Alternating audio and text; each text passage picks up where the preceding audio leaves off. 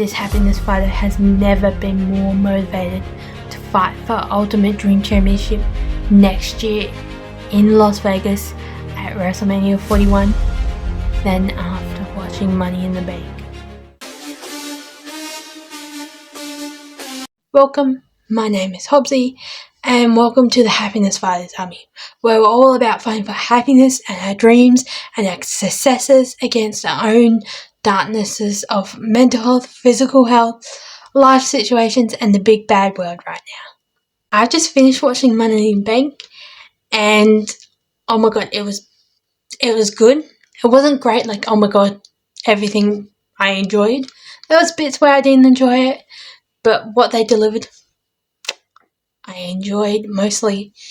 And I just want to go through it with you guys and where I can see storylines going and the reason why I'm more motivated to fight for my Ultimate Dream Championship, which is me going to WrestleMania next year in Las Vegas and hopefully meeting the man Becky Lynch and someone else now, which I will explain more about later in this video. So with that, let's talk about Money in the Bank, what went down, and where the future can go from here. Now, the first match of the night was the men's Money in the Bank ladder match, which made sense where it was in the show because the results of this played later out in the show. Some of the notes I took were I love Jay's camera angle intro, which is like his normal one that's been lately, but I love it. I reckon they should keep that. They also announced that it was Sika, which is Roman Reigns' father's funeral today, the same day as Money in the Bank. So I commend Jay wrestling on his uncle's funeral and not being there. That would have been hard. What else? Oh, we had a yeah and yeet moment, show off moment in the match. Gable at one point German suplexed a ladder into somebody. I was like, saying he did an ankle lock to Carmelo Hayes while being on the ladder as well. We had a yeah and yeet team up moment, which I love this. I reckon they should be a tag team. Not like right now, but eventually sometime in WWE, Team Yeet Yeah or Yeah Yeet. I would totally get behind that. That was to take out Drew. They also were at the top of the ladder at one moment and they were like, yeah, then Yeet, then yeah, then Yeet. Andrea, sorry, my writing's like, I wrote really quick. Andrea, had his hands on the briefcase, but then did a sunset flip onto another ladder with somebody. I can't remember who. My brain is like, and went through the ladder as well.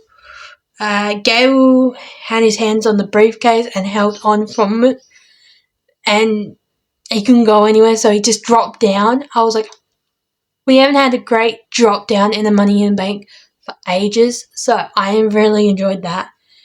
And Jay got a ladder thrown at him like a javelin by Drew and then got knocked off the top of the ladder. Then Drew climbed the ladder and grabbed the briefcase. So Drew McIntyre won Money in the Bank briefcase match. And I thought Uncle Howdy was going to come out sometime through this match. Didn't happen. I'm not fussed about that. That was just one of those way out there moment ideas, but I like Drew. I loved him getting the briefcase. I think he deserved that moment. And we'll talk about what happens with Drew's briefcase later in this video. And then they basically went to an ad sort of thing. And then they went to the Sammy versus Braun Breaker for the Intercontinental Championship match. Now, I didn't take much notes in this match and a couple other matches because I was just enjoying it so much. Canada loves Sammy. Of course, it's hometown hero. There's no brand. Braun Breaker dared Sammy to slap him at one point with his hands behind his back, and Sammy did it.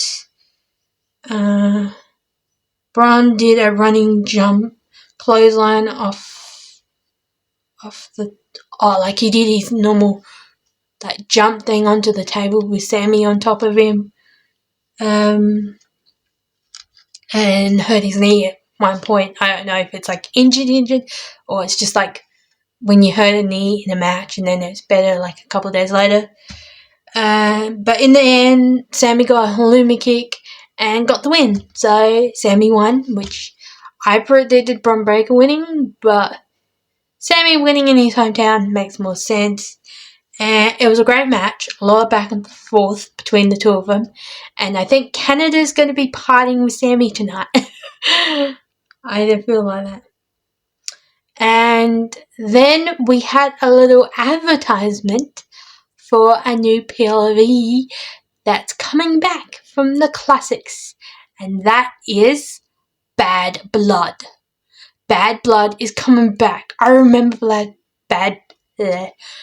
Try saying Bad Blood 6 times fast. It is tongue twisting. But yeah, I love the PLE Bad Blood. I love this. I love how violent they can get. They can do like Hell in a Cell matches, First Blood matches, all the Extreme Rules matches types are like in this, and oh my god, I remember watching it as a kid. So they're bringing that back, and it's going to be on October 5th in the US, probably 6th here in Australia, which is sort of a long weekend when it's on, I think, or it's the weekend after.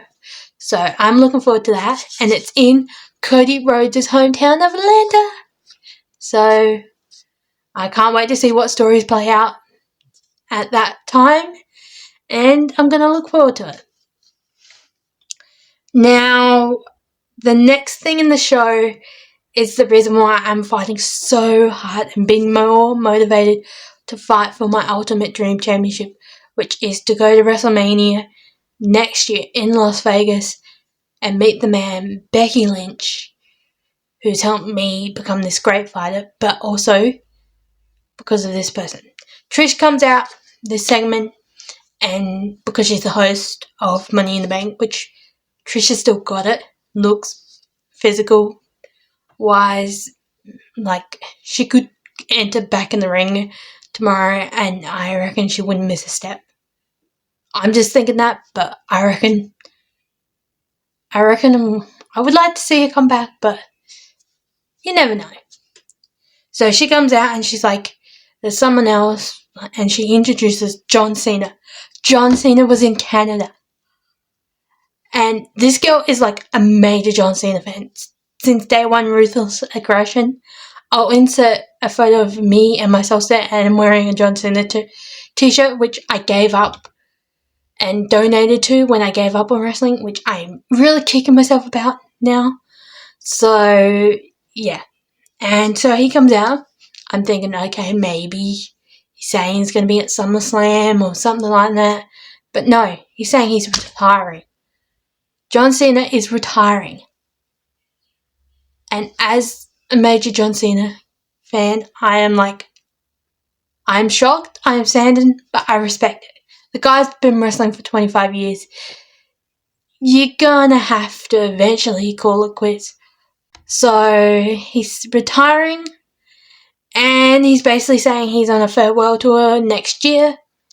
And when Netflix takes over WWE and moves to there, he'll go and wrestle there. And he said that when he does retire at the end of the year, he'll still be a part of WWE, but he won't be in-ring competitive in the press conference. So, and when he was out in the ring, he said, the 2025 Royal Rumble will be my last. The 2025 Elimination Chamber will be my last. And I'm here tonight to announce that in Las Vegas, WrestleMania 2025 will be the last WrestleMania I compete in. And that won't be his last match, but if I get to see John Cena in one of his last matches in this farewell tour, I will be over the moon. And that's why I'm motivated to fight for this Ultimate Dream Championship even more, and hopefully even meet him in person, because he is like one of the people that gave me the never give up attitude. Keep fighting for my happiness. Keep fighting for my dreams. Even when the darkness of the world and my own darkness is eating me alive. So if you want to see me meet John Cena, hopefully, or Becky Lynch the Man next year in Las Vegas, all you have to do is go donate to this GoFundMe page. But either way, I am doing anything to be there, to be a part of the audience in one of John Cena's last matches. That would be a dream come true. I've never seen a John Cena match live in person. I've always seen them on TV, and I just really want this. So I'm going to do anything possible to get there, even if I have to take out a credit card, apply for one, take it out, and put it on my credit card that I'm even thinking about getting. I will do that. I'll send myself into debt to have this dream and ultimate dream championship come true. So, yeah. And then he just basically said thank you at the end of his segment, which I want to say thank you to John Cena, because you've given us some of the greatest entertaining and beautiful matches in your career. So to be part of that, it's a no-brainer. I'm going to find any way to get there to Las Vegas next year, even if I have to sell my soul to the devil. I'm doing it. This is motivating me even more than meeting the man Becky Lynch. I want to be there so badly. So, yeah. But if John Cena has seen this, and I do not make it to WrestleMania next year in Las Vegas, I just want to say thank you. But I'm going to try my hardest to get there. So, yeah. I just wanted to say that. But yeah. Sorry I went on a bit, but it means so much to me. So, yeah. Then the next thing after that was a backstage segment with the Judgment Day and Priest basically said to the Judgment Day, no one come out, I want to do this on my own. And they're like, yeah, fine. And then Finn was like, yeah, you're really in charge. So I reckon there's some sort of fraction breakdown coming soon. And I reckon it's going to do with Finn and Priest and Rhea and Liv and Dom, all that. So I'm waiting to look forward to that match. The next match we went to was the Seth Rollins versus Damian Priest for the World Heavyweight Championship. Now, if Seth wins, Priest is our Judgment Day. If Priest won, Seth never gets a title shot as long as Priest is champion. Now, what happened here at the end of this match, I do not like. And you will find out why. Firstly, I want to commend on whoever was designing Seth's outfit. It was giving yin and yang vibes so much. I loved it. I'm going to say best men's outfit of the night overall. I loved also Priest's outfit with the skull and the cape. It totally worked in my eyes. Now, in this match, it was another match that I just didn't take match notes because I was watching the match so well and enjoying it. So, for the whole match, they were both looking out for Drew because we know Drew won his Money in the Bank briefcase, and he said before Money in the Bank that whoever is champion at the end of this match, he was going to cash in no matter what. So, we had a stomp by We had a stomp by Seth Rollins, South of Heaven from Priest at one point, and a Falcon Arrow at one point too by Seth. And it looked like he had the win, but then it was just like a millisecond kick out by Priest. And then straight after this, we heard Drew McIntyre's music, and Drew came out. And he cashed in his Money in the Bank, and it became a triple threat match, which I respect. That I respect. And then in this kerfuffle of it being a triple threat match, CM Punk came out and got his revenge on Drew for attacking him a couple of weeks earlier in Chicago, which I don't like CM Punk, but I respect the whole storyline of CM Punk getting revenge. It could lead to SummerSlam. That's here or there. He did a chair on him, had a cable cord around his neck at one point. I don't like it. I don't like CM Punk. I've made myself clear on that and what I think of him. That's not where I had the problem. And then Drew got back in the ring and CM Punk took the World Heavyweight Championship and smashed Drew's face with it. That just went like that with the title.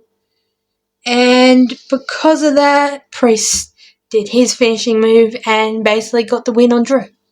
So Priest is champion, and that means Seth never gets a title shot as Priest is champion.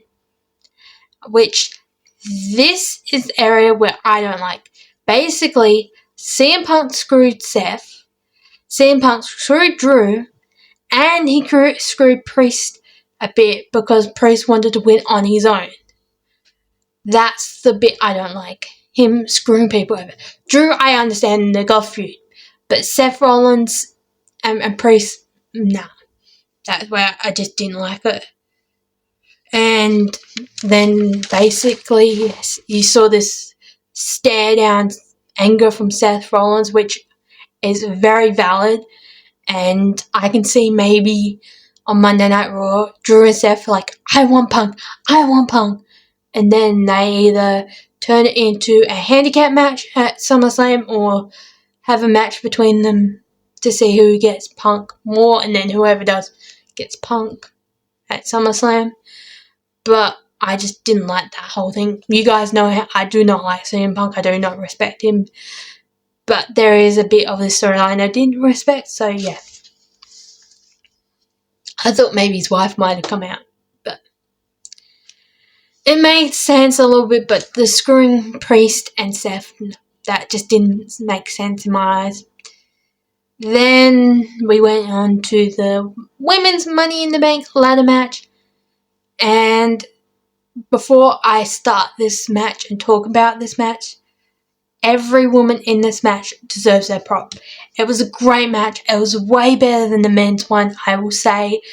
And yeah, I just want to give my props to all the women in this match.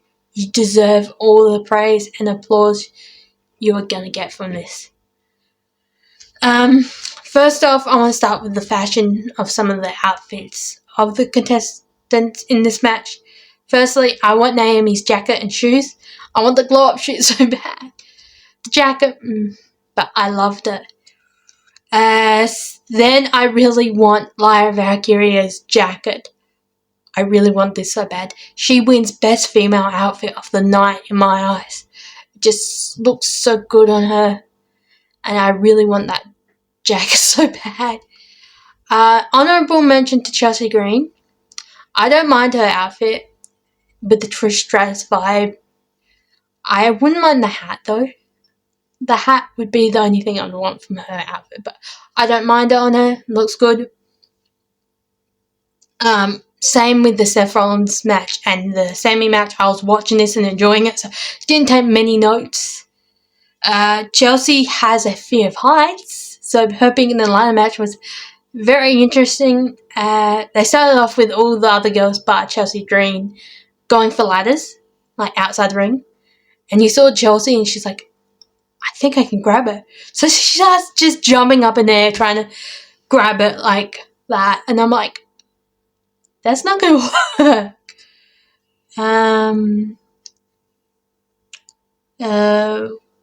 We had a moment where Lyra was actually trapped in a ladder and Io was climbing, and then she did a move off the ladder. I don't know what it's called. On with Io while being trapped in the ladder. I was like, that's impressive.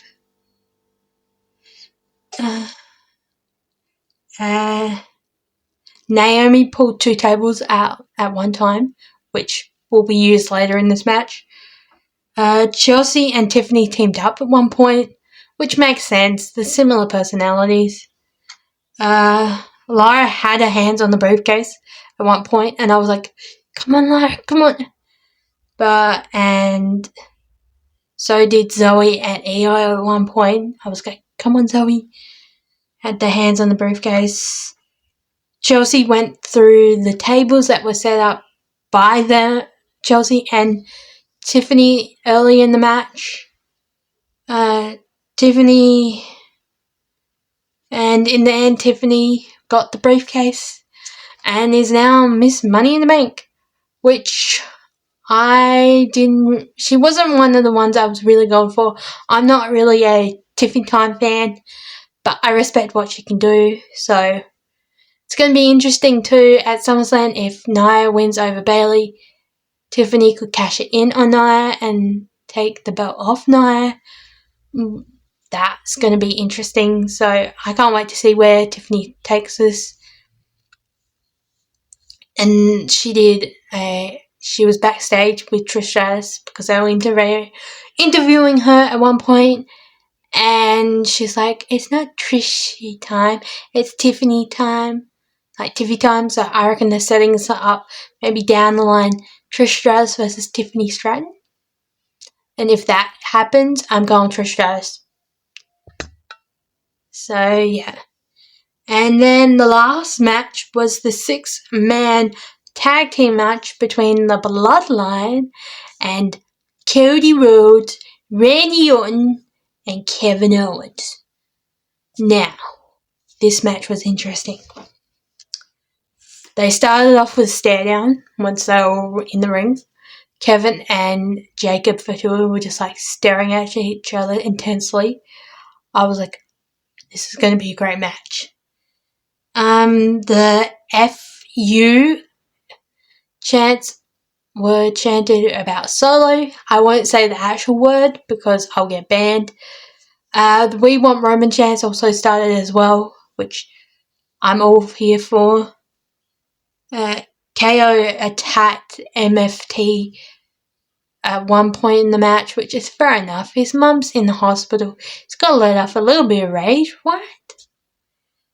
Jacob Fatui's first match was tonight at Money in the Bank, and I will say the guy's got some good moves. I can see big things coming from him. Kevin's chance of fight Owens fight. I love that from the Canadian fans. It's like Canada had Kevin Owens back. I love that. The ref got knocked out at one point. Then all hell loose broke. And we had a Crossroads, a Frog Splash, an RKO, all from Cody, Randy, and Kevin. The WWE Prime bottle was used as a weapon. Low blow from Tama Tonga, who wasn't actually wrestling in the match. He was just there as support. He had RKOs, Samoan Spikes, 2 Crossroads, and then we had another Samoan Spike by Solo to Cody, who was being held back, and then the ref basically got shoved back in the ring, and that's how Solo got the win. So they're definitely setting up Roman versus Solo sometime soon. I reckon maybe he could cost Solo his championship match at SummerSlam. It would be a great way to transition both stories. But yeah, that's all that happened at Money in the Bank. Overall review of Money in the Bank will be a 9.7 smiley faces out of 10. It was that good. It was almost there. There's a couple of things like with the CM Punk and me just being a general fan, expecting more. We didn't see Rhea there. I would have loved to have that little, even if it was a backstage segment. But it's leading up to a great storyline in the future, and I cannot wait to see where it goes. And I can't wait to be there at WrestleMania next year in Las Vegas. If I can get there, which I'm really hoping now that we know John Cena's last WrestleMania is going to be in Las Vegas, I'm not going to stop until I get this. So if you want to see me there, go donate in my GoFundMe. Otherwise, I'm just going to do everything in my power to get there. And yeah, so with that, I'm going to end the video here. If you want to follow me on my socials, which I'm taking a sort of a break from TikTok at the moment because I just need to reset my mind and my body. But I do post on Instagram as well. So if you want to follow me, you can follow me at Hobbsy the Happiness Fighter. And yeah, I hope you guys are having a great, happy, warm, toasty day. If not, I'm sending you warm, toasty, happy, joyful hugs.